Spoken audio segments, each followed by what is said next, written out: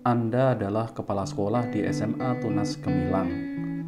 Pak Dodi adalah seorang guru matematika di sekolah yang Anda pimpin. Ia adalah guru yang kompeten dan memiliki semangat belajar yang tinggi. Ia menguasai bidang yang diajarkan dan metode mengajarnya juga mudah dimengerti oleh murid-murid. Namun ia memiliki beberapa masalah dalam pengendalian emosi dan pengelolaan waktu. Beberapa kali Anda mendapat keluhan baik dari murid-murid maupun orang tua murid bahwa Pak Dodi kerap marah-marah pada murid-muridnya ketika ia kecewa pada sikap atau kinerja mereka. Anda telah menyampaikan keluhan-keluhan tersebut pada Pak Dodi dan membimbingnya untuk memperbaikinya.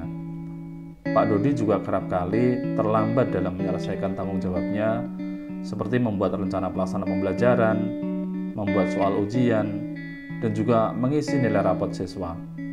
Kejadian terakhir, Pak Dodi terbukti memanipulasi laporan keuangan kepanitiaan kegiatan studi tour ke Jogja, di mana ia menjadi bendaharanya. Akhirnya, di akhir tahun ajaran, Anda memutuskan untuk tidak memperpanjang kontrak kerja Pak Dodi. Pak Dodi dapat menerima keputusan sekolah. Ia segera mencari pekerjaan baru dengan melamar ke beberapa sekolah. Pak Dodi juga secara personal meminta Anda untuk memberikan rekomendasi bila ada sekolah yang memintanya. Anda pun mengiyakannya. Pada suatu hari, Anda mendapat email dari bagian sumber daya manusia SMA Cahaya Hati yang meminta Anda mengisi lembar rekomendasi mengenai kinerja Pak Dodi sehubungan dengan lamaran Pak Dodi ke sekolah tersebut sebagai koordinator guru matematika. Di formulir itu ada beberapa pertanyaan tentang pengendalian emosi, pengelolaan waktu, juga tentang integritas. Anda paham betul bahwa kalau Anda mengisi dengan sebenar-benarnya, Pak Dodi tidak akan mendapatkan pekerjaan tersebut. Padahal sekolah tersebut adalah sekolah yang baik dan posisi yang dituju adalah posisi yang baik. Anda juga tahu, sebagai kepala keluarga dengan istri yang tidak bekerja dan 3 anak yang masih kecil-kecil, Pak Dodi sangat membutuhkan pekerjaan ini. Apa yang akan Anda lakukan? Apakah Anda akan mengisi forum tersebut dengan apa adanya? Atau akan Anda buat sedikit lebih baik dari fakta yang terjadi? Apa yang menjadi pertimbangan ketika Anda melakukan itu? Selamat pagi Budian. Selamat pagi. Pada kesempatan kali ini saya ingin minta bantuan Budian untuk memberikan tanggapan ataupun memberikan solusi atas kasus yang saya sampaikan tadi. Kira-kira menurut Budian bagaimana untuk menanggapi kasus tersebut? Oke, terima kasih Pak Kamal. Saya akan mencoba menjawab sebisa saya dan sepemahaman saya. Pada dasarnya rekomendasi diberikan kepada karyawan atau guru yang hendak melakukan mungkin mutasi atau promosi. Nah, untuk kasus ini kita tidak bisa hanya dari perasaan saja ketika memberikan rekomendasi. Kalau saya memberikan rekomendasi sesuai perasaan saya pasti akan memberikan penilaian yang baik semua terhadap Pak Dodi ini.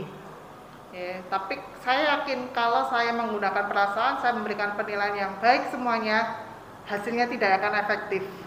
Dan di kemudian hari pasti ada pertanggungjawaban terhadap apa yang saya berikan. Tapi saya juga tidak bisa secara langsung memberikan nilai yang mungkin tidak sesuai dengan standar dari sekolah yang baru. Ya, untuk itu mungkin saya sebagai orang yang memberikan rekomendasi, saya akan bicara dulu dengan Pak Dodi. Saya akan mengundang Pak Dodi, akan saya komunikasikan. Mungkin saya akan memberikan nilai, tapi Pak Dodi juga harus bertanggung jawab terhadap apa yang akan saya berikan nantinya. Artinya Pak Dodi nanti dipanggil secara pribadi? Secara pribadi, saya akan komunikasikan dengan Pak Dodi. Saya akan menyampaikan Pak Dodi, misalnya seperti ini, Pak Dodi, saya bisa memberikan nilai yang baik, yang sesuai standar mereka. Tapi saya juga minta tolong kepada Pak Dodi untuk konsekuen terhadap apa yang sudah saya berikan nantinya. Karena bagaimanapun juga saya akan dimintai pertanggungjawaban. Kemudian kredibilitas saya juga akan berpengaruh. Kredibilitas sekolah juga akan terpengaruh kalau Pak Dodi tidak bisa konsekuen dengan nilai yang saya berikan. Oke. Bu Dian, kira-kira pertimbangan apa saja yang Bu Dian memutuskan untuk mengambil sikap seperti itu?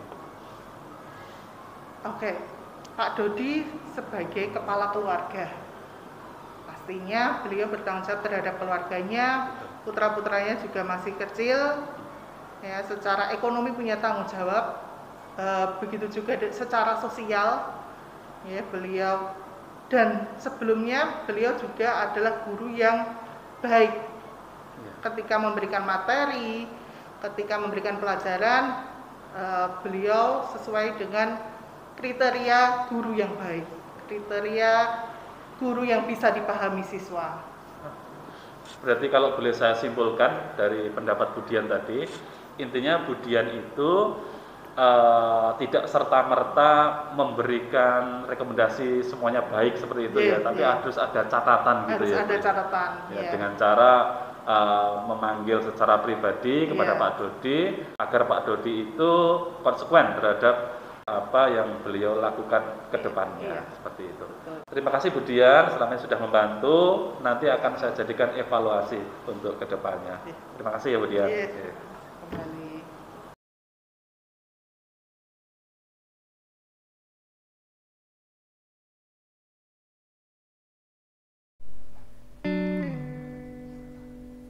Anda adalah guru pelajaran Bahasa Indonesia di SMA Karakter Mulia. 4 hari lagi adalah hari pembagian rapot semester 1. Sebelumnya, semua guru telah menyerahkan daftar nilai murid-murid pada pelajaran yang diampunya pada kepala sekolah yang bernama Ibu Rosdiana. Ibu Rosdiana adalah kepala sekolah yang baru yang bertugas di SMA Karakter Mulia di tahun ajaran ini. Hari ini Ibu Rosdiana mengadakan rapat guru. Ia membuka pertemuan dengan berterima kasih atas kerja keras para guru dalam mengajar murid-murid selama ini dan juga telah mengumpulkan nilai rapor dengan tepat waktu. Kemudian ia menyampaikan bahwa secara umum nilai rapor yang diberikan oleh guru-guru terlalu rendah dan tidak mencukupi untuk mendukung murid-murid masuk perguruan tinggi negeri atau PTN melalui jalur nilai rapor atau jalur tanpa tes. Ia dengan tegas menyatakan kalau nilai rapor tetap seperti itu, maka murid-murid sekolah kita sampai kapanpun tidak pernah bisa diterima di PTN dengan jalur nilai rapor. Ia juga menyatakan bahwa salah satu target kerjanya di SMA Karakter Mulia adalah membuat 25% murid diterima di PTN dengan jalur rapor. Oleh karena itu, sejak murid-murid di kelas 10, nilai rapor mereka harus dibuat bagus dan menunjukkan grafik peningkatan. Ibu Rosdiana akhirnya meminta guru-guru untuk menaikkan nilai murid-murid 10 poin. Maka bila nilai murid 70, maka akan menjadi 80, dan seterusnya, demi membantu masa depan mereka, dan juga demi nama baik sekolah, agar kepercayaan masyarakat meningkat bila banyak murid-murid sekolah ini yang diterima di PTN dengan jalur nilai rapor. Anda telah mengajar di sekolah ini selama lebih dari 5 tahun, dan selama ini Anda merasa diberi otoritas dan kepercayaan penuh dalam memberikan penilaian pada murid-murid Anda. Selama ada bukti-bukti penilaian yang lengkap, akurat, dan dapat dipertanggungjawabkan. Anda merasa kredibilitas Anda diragukan dan integritas Anda dipertanyakan. Bila Anda meningkatkan, apa yang akan Anda lakukan dan atas dasar apa Anda melakukan itu? Ya, ini saya mau minta tanggapan dari Bu Tarwini. Ini terkait studi kasus, Bu. Oh iya. Ya. Oh, Nggih. nggih, monggo. Nggih. Setelah saya membaca studi kasus tadi, kira-kira menurut Bu Tarwini, apa yang akan dilakukan oleh Bu Tarwini untuk menyelesaikan permasalahan ini, atau solusi apa yang akan diberikan sama Bu Tarwini? Oh, nggih. Ini nggih. Saya setelah mendengarkan dan saya juga membaca sendiri mengenai kasus yang diajukan Pak Kamal ini, bahwa Ibu Kepala Sekolah, Ibu Rosdiana, iya, betul, itu setelah mengadakan rapat, intinya memberikan pengarahan kepada Bapak Ibu guru untuk meningkatkan nilai siswa, karena nilai siswa dianggap masih rendah, itu diajak untuk meningkatkan 10 poin, ngoten nggih? Nggih, leres. Nggih. Lah itu memang semua kita di dalam berbuat dan di dalam mengambil keputusan itu ada kelebihan dan ada kekurangannya. Tapi saya akan menjawab sesuai apa yang ini ya, dari hati saya dan dari pemikiran saya. Yang pertama, kalau sesuai hati nurani, ya, saya pasti ya kurang setuju, bahkan tidak setuju. Kalau sudah itu tadi kan sudah Bapak Ibu guru sudah mengirimkan nilai rapot, ya, sudah betul. Jadi nggih. Terus rapat disuruh menaikkan 10 poin. Betul. Saya kalau seperti itu ya tidak setuju, Pak Kamal. Karena apa? Karena Bapak Ibu membuat nilai itu kan ya prosesnya sejak awal. Sudah ada ulang harian, sudah ada tugas dan lain sebagainya. Itu kan dasar membuat nilai Bapak Ibu guru itu. Nah, masa sudah sampai dealnya kok disuruh meningkatkan? Kalau saya memang itu tidak setuju. Terus kalau menurut saya, kalau memang Ibu Kepala Sekolah itu punya target anak yang bisa masuk lewat jalur SNPTN itu 25%, ya dibuat program dari awal bagaimana cara meningkatkan nilai siswa. Itu mungkin bisa ini ada jam tambahan, program jam tambahan. Mungkin remedi wajib diadakan biar anak itu meningkat itu ya, karena memang sudah ada remedi itu. Jadi anak insya Allah ya sudah lebih tambah ini apa yang dipahami. Kalau saya seperti itu, Pak Kamal.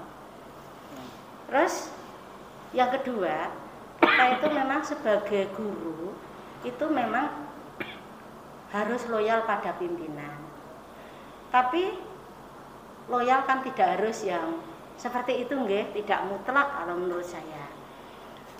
Kalau disuruh mengikuti seperti itu rasanya ya berat, nggih, berat.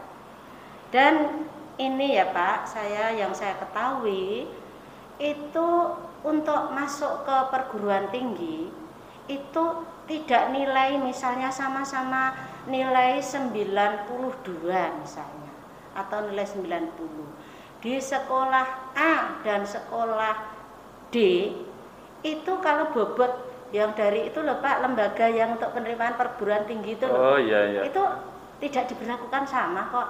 Oh gitu ya Bu. Iya. Ya? Ada grade-nya? Iya, sudah ada.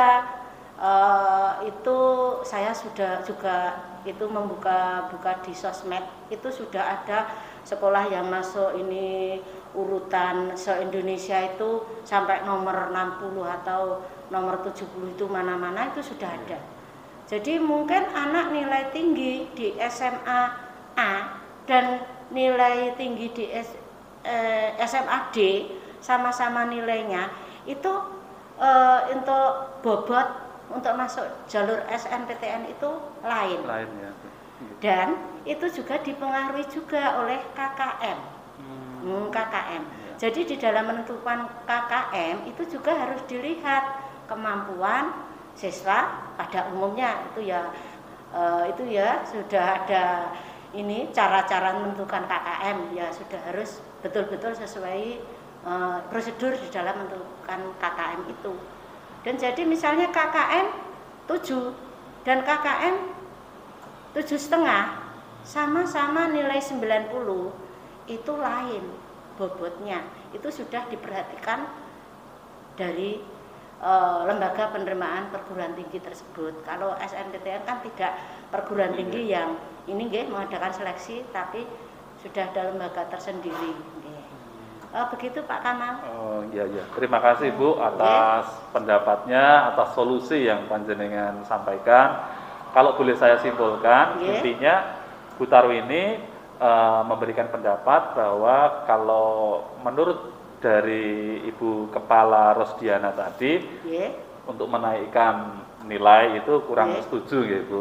Ya, yang saya setuju saya prosesnya Pak. Prosesnya. Artinya dengan cara-cara yang seperti itu tidak sesuai dengan hati nurani ya Bu. Maka Bu Tarwini ngendikan maka harus pakai cara-cara yang benar, yang pas, melalui proses, bahwa sesuatu itu harus dipersiapkan dengan matang sejak awal seperti itu ya Bu ya. Jadi tidak tiba-tiba langsung dinaikkan gitu. Tidak ujuk-ujuk. Tidak ujuk-ujuk Terima kasih Bu Tarwini atas pendapat dari panjenengan, sudah memberikan solusi. Nanti akan saya jadikan evaluasi untuk ke depannya tentang terkait dengan kasus ini. Terima kasih Bu Tarwini. Sama-sama Pak Kamal. Mudah-mudahan ke depan apa yang diprogramkan Pak Kamal menjadi lancar dan lebih sukses. Amin, amin, amin. Terima kasih.